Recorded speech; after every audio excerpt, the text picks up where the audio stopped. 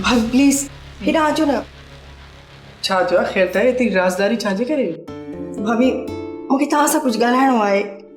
छा थी वियो? छा ॻाल्हाइणो आहे? बस प्लीज तव्हां हलो न, मूंखे कुझु ॻाल्हाइणो आहे तव्हां सां, प्लीज अचो।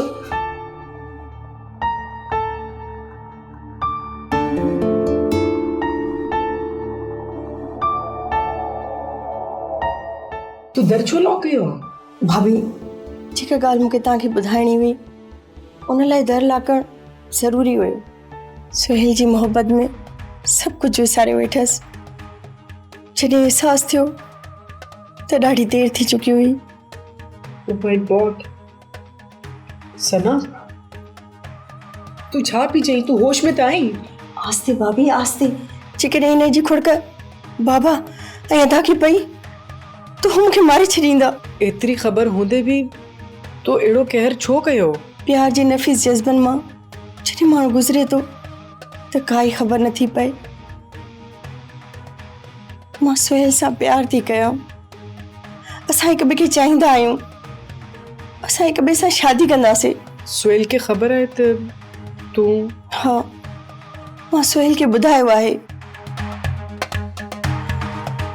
पर सुहेल बज़िद आहे। वो ईअं छो थो करे?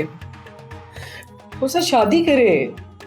भाभी ॾाढो चयो थियो मांसि, पर हू मुंहिंजी हिक बि नथो ॿुधे। ज़ाहिर आहे हाणे छो ॿुधंदो? प्लीज़ भाभी कुझु कर, न त मां पाण खे मारे छॾींदीमांइ। चरी न थी। ख़ानदान जी इज़त बचाइण जे लाइ सोच। सोचे सोचे बीठी आहियां, पर का राह ई नथी सुझे। ठीकु आहे, तूं मूंखे सुहेल सां मिलाए। मां कोशिश थी कयां त वो इन शादी जे लाइ राज़ी थी वञे। सब्सक्राइब कयो असांजो official YouTube channel Sindh TV HD drama ऐं वधीक अपडेट लाइ बेल आइकन खे क्लिक करियो।